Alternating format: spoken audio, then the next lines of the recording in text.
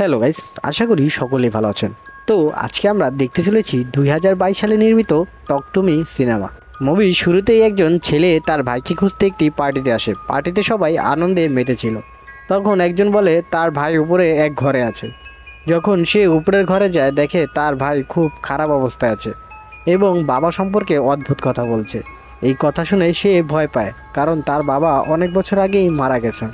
সে তার ভাইকে নিচে নিয়ে আসে, কিন্তু হঠাৎ তার ভাই তাকেই ছুরি দিয়ে আঘাত করে এবং নিজে আত্মহত্যা করে। এই দেখে পার্টি সবাই ভয়ে চমকে ওঠে। এখন গল্পে দেখা যায় মিয়া নামের 17 বছরের এক মেয়েকে, যে তার মায়ের মৃত্যুর পর আত্মীয়দের সাথে থাকছে। তার বাবাও ছিল, কিন্তু মিয়ার সাথে তার সম্পর্ক ভালো নয়। মিয়াকে ফোন করে রাইলি, যে জেডের ভাই। সে রাস্তায় বসেছিল কারণ তার বোন তাকে নিতে আসেনি। মিয়া তাকে গাড়িতে তুলে বাসায় পৌঁছে দেয়। পথে তারা একটি আহত ক্যাঙ্গারু দেখে। মিয়া বারবার গাড়ি চালিয়ে তার দিকে যেতে চায়, কিন্তু শেষ পর্যন্ত মেরে ফেলা থেকে বিরক্ত থাকে। তারা ক্যাঙ্গারুটিকে ফেলে চলে যায়। মিয়া রাইলিকে বাসায় নিয়ে আসে এবং তার বন্ধু জেডের সাথে দেখা হয়। জেড তখন মিয়ার আগের বন্ধুর সাথে ছিল, তবে মিয়া এখন এইসব বিষয়ে গায়ে মাখে না। সেই রাতে তারা একটি পার্টিতে যায়, যেখানে একটি ভৌতিক খেলা হয়। সেই খেলার নাম হয় টক টু মি। একটি অদ্ভুত হাতের মূর্তি ব্যবহার করে খেলা শুরু হয়। মিয়াকে একটি চেয়ারে বেঁধে ফেলে, একটি মোমবাতি জ্বালানো হয়, আলো নিভিয়ে দেওয়া হয়। মিয়া বলে টক টু মি, এবং তখন সে এক বৃদ্ধ পুরুষের ভূত দেখতে পায়। সে ভয় পেয়ে হাত সরিয়ে নেয়, কিন্তু বন্ধুদের অনুরোধ আবারও খেলা শুরু করে এবং বলে আই লিড ইউ, যার মানে সে ভূতকে নিজের ভিতরে প্রবেশ করতে দেয়। এখন সে দেখতে পায় যে রাইলি তার সামনে দাঁড়িয়ে আছে এবং বলে সে তোমাকে পছন্দ করে। রাইলি ঘাবড়ে যায়, কারণ সে তার বন্ধুদের মাঝে বসেছিল। মিয়ার চোখ তখন কালো হয়ে যায়। সে বলে এখান থেকে পালাও। 90 সেকেন্ড শেষ হওয়ার পর তার বন্ধুরা হাত ছাড়িয়ে দেয়, মোমবাতি নিভিয়ে দেয়। মিয়া তখন স্বাভাবিক অবস্থায় ফিরে আসে। এরপর আমাদের রাতে সিন দেখানো হয়। রাইলি রাতে ঘুমাতে পারে না, মিয়ার কথা ভেবে ভয় পায়। সে জেডের রুমে যায়, কিন্তু জেড তাকে ঘুমাতে দেয় না। তাই সে মিয়ার পাশে এসে ঘুমাতে চায়। মিয়া তখন তাকে বলে সে প্রায় এক স্বপ্ন দেখে, যেখানে সে একটা আয়নার সামনে দাঁড়িয়ে থাকে। মিয়া রাইলিকে বলে সে প্রায় এমন স্বপ্ন দেখে সে একটি আয়নার সামনে দাঁড়িয়ে আছে, কিন্তু তাতে তার নিজের প্রতিচ্ছবি দেখতে পায় না। এরপর তারা আবার সেই খেলার বিষয়ে কথা বলে। মিয়া রাইলিকে বলে সেই সময় মনে হচ্ছিল যেন সে বাতাসে ভেসে আছে। এভাবেই কথা বলতে বলতে রাইলি ঘুমিয়ে পড়ে।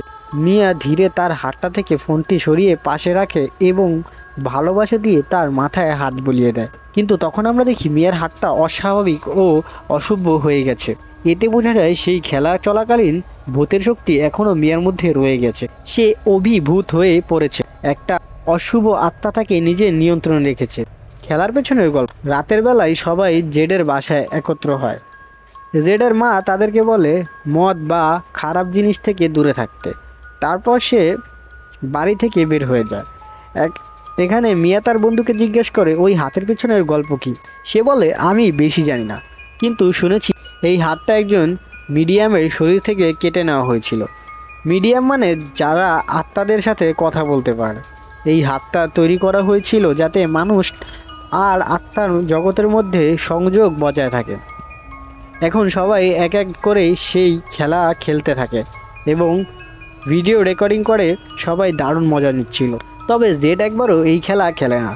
রাইলি খেলার আগ্রহ প্রকাশ করে, কিন্তু জেড নিষেধ করে এবং বাইরে চলে যায়। জেড বাইরে গেলে মিয়া রাইলিকে খেলার অনুমতি দেয়। তখন মিয়া ছিল ওই ভূতের বশে। সে যা যা বলছিল বা যা যা করছিল সবই তাকে ওই অশুভ আত্মা করাচ্ছিল। রাইলি খেলা শুরু করে এবং বলে আই লিড ইউ ইট। তারপর মিয়ার মায়ের আত্মা রাইলির মধ্যে ঢুকে পড়ে এবং মিয়ার সাথে কথা বলা শুরু করে। মিয়া তার মায়ের কণ্ঠস্বর শুনতে পায় এবং নিজেকে তার খুব কাছে অনুভব করে, কিন্তু সেই নির্ধারিত 90 সেকেন্ড শেষ হয়ে গিয়েছিল। তারপর আরেকটি ভয়ঙ্কর আত্মা যে রাইলিকে পছন্দ করে তার মধ্যে ঢুকে পড়ে। এটাই সেই আত্মা যার কথা মিয়া প্রথমে রাইলিকে বলেছিল। সে তোমার পিছনে দাঁড়িয়ে আছে। এখন সেই আত্মা রাইলিকে সম্পূর্ণভাবে নিয়ন্ত্রণ করে। রাইলি হঠাৎ করে নিজের মাথায় বারবার টেবিলের সাথে আঘাত করতে থাকে। পরিস্থিতি খুব খারাপ হয়ে যায়। পুলিশ আসে এবং রাইলিকে হাসপাতালে নিয়ে যাওয়া হয়। রাতে মিয়া যখন বাসায় আসে তার বাবা তার সাথে কথা বলতে চায়, কিন্তু মিয়া কিছু না বলে ঘরে চলে যায়।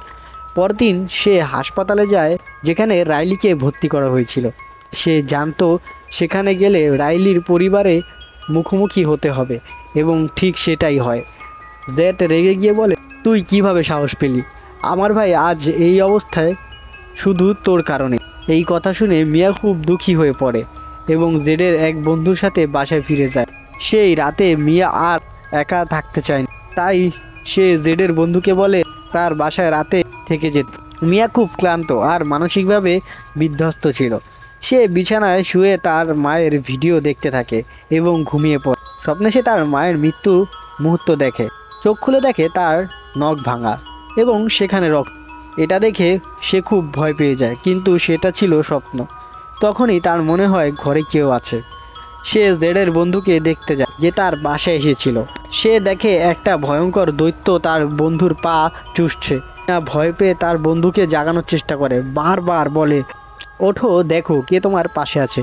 কিন্তু যখন জেডের বন্ধু জেগে ওঠে, সে দেখে আসলে মিয়া তার পা চুষছিল। এটা দেখে সে আতঙ্কিত হয় ও অবাক হয়ে যায়। এদিকে হাসপাতালে রাইলিকে জেড ও তার মা বাথরুম পরিষ্কার করছিল। হাসপাতালে হঠাৎ রাইলি জেডের হাত কামড়ে দেয় এবং জোরে জোরে হেসে নিজের মাথায় আবারও দেওয়ালে আঘাত করে। ভূত বা দানব বারবার মিয়াকে এই অনুভব করাচ্ছিল যে রাইলি ভীষণ কষ্টে আছে। তাকে মুক্ত করতে হলে তাকে মেরে ফেলতে হবে। মিয়া তার বন্ধুদের সঙ্গে এই বিষয় নিয়ে কথা বলে। এরপরে সে যায় সেই ছেলেটির কাছে যাকে আমরা গল্পের শুরুতে দেখেছিলাম, যার ভাই এই খেলার কারণে মারা গিয়েছিল। সেই ছেলেটি বলে, ওই হাতটা আসলে শয়তানের হাত, আত্মার জগতের পথ। আমি আর কিছু জানি না। সব বন্ধু কিছু করতে না পেরে আলাদা হয়ে যায়। আবার হাসপাতালের পথে মিয়া, জেড এবং তার এক বন্ধু আবার হাসপাতালের দিকে রওনা হয়। মনে করে হয়তো সেদিনের খেলার কিছু অংশ অসম্পূর্ণ ছিল। তারা ভাবে যেদিন রাইলি খেলা শুরু করেছিল তখন সে টেবিলে মাথা ঠুকে দেয় এবং মোমবাতিটা নিভানো হয়নি। সেই কারণেই হয়তো দানব বাস্তব জগতে ঢুকে পড়ে এবং রাইলির শরীর দখল করে নেয়। তারা রাইলির হাতে এই শয়তানের হাতটি দেয়, কিন্তু কিছুই ঘটে না। মিয়া ভাবে হয়তো রাইলি মারা গিয়েছে, তাই সে নিজেই আবারও সেই হাতটি ধরে এবং বলে, টক টু মি রাইলি, আমি রাইলির সঙ্গে কথা বলতে চাই। তখন এক ছোট মেয়ে তার সামনে আসে যে বলে, আই লিট ইউ ইন। এইভাবে মিয়া আত্মার জগতে ঢুকে পড়ে। সে দেখে রাইলি সেখানে রয়েছে, একদম ভেঙে পড়া ও দানব দ্বারা নিয়ন্ত্রণ অবস্থায়।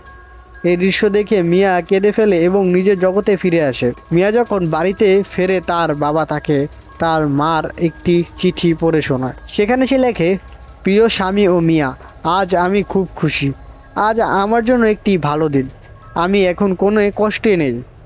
এই কথা শুনে মিয়া তার বাবাকে জড়িয়ে ধরে, কিন্তু তখন মিয়ার মায়ের আত্মার কণ্ঠস্বর আসে, যেটা বারবার বলছিল, তোমার বাবা মিথ্যে বলছে মিয়া, সে মিথ্যে বলছে। এই কণ্ঠস্বর বারবার শোনার পর হঠাৎ একটি দানব মিয়ার বাবার রূপে এসে আক্রমণ করে। মেয়ে একটি কাঁচি দিয়ে তাকে মেরে ফেলে, কিন্তু সে তার প্রকৃত বাবাকেই মেরে ফেলেছে, কোনো দানবকে নয়। এটা ছিল একটি ভ্রম, যেটা তাকে সেই ভূত দেখিয়েছিল। এরপর মিয়া জেডকে ফোন করে বলে, আমি অনেক কষ্টে আছি, তুমি আমার বাসায় এসো। জেড রাইলিকে একা ফেলে মিয়ার বাসায় রওনা হয়, কিন্তু এদিকে আমরা দেখি মিয়া ছিল হাসপাতালে পার্কিংয়ে আর জেডের পথের দিকে তাকিয়েছিল। মানে মিয়ার ভেতর এখন দানবটি রয়েছে। ওই ফোনটি মিয়ার রূপ নিয়ে সেই ভূতে করেছিল, যাতে জেড রাইলিকে একা রেখে চলে যায় আর এই সুযোগে সে রাইলিকে মেরে ফেলতে পারে। মিয়া রাইলিকে হুইল চেয়ারে বসিয়ে হাসপাতাল থেকে রাস্তায় নিয়ে যায়। এদিকে জেড মিয়ার বাসায় পৌঁছে দেখে মিয়ার বাবা রক্তাক্ত অবস্থায় পড়ে আছে। সব কিছু বুঝে ফেলে এবং মাকে ফোন করে। তারপর সে দ্রুত হাসপাতালে যায়। সেখানে সে দেখে মিয়া রাইলিকে রাস্তায় নিয়ে এসেছে আর ভাবছে সে কি রাইলিকে গাড়ির নিচে ফেলে দেবে। সে ঠিক সেইভাবেই ভাবছে, যেমন শুরুতে কাঙ্গারুটিকে মারতে গিয়েছিল কিন্তু পারেনি। তখন মিয়ার মার রূপে সেই আত্মাটি আবারও তাকে প্রলোভ করতে থাকে, তাকে মেরে ফেলো, তাকে মুক্তি দাও। কিন্তু মিয়া রাইলিকে না ফেলে নিজেই গাড়ির সামনে ঝাঁপিয়ে পড়ে। জেড তাকে রক্ষা করে, কিন্তু মিয়া আঘাতপ্রাপ্ত অবস্থায় হাসপাতালে যায়। হাসপাতালের আয়নায় সে নিজের প্রতিচ্ছবি দেখতে পায় না। তার ভয়ের স্বপ্ন সত্যি হয়ে গেছে। সে এখন আত্মার জগতে বন্দী। সে অন্ধকারের মাঝে একটি জ্বলন্ত মোমবাতির আলো দেখে। যার সামনে শয়তানের সেই হাত রাখা। সেই হাতটি ধরতেই সামনে এক ছেলে বলে, আই লিড ইউ ইন।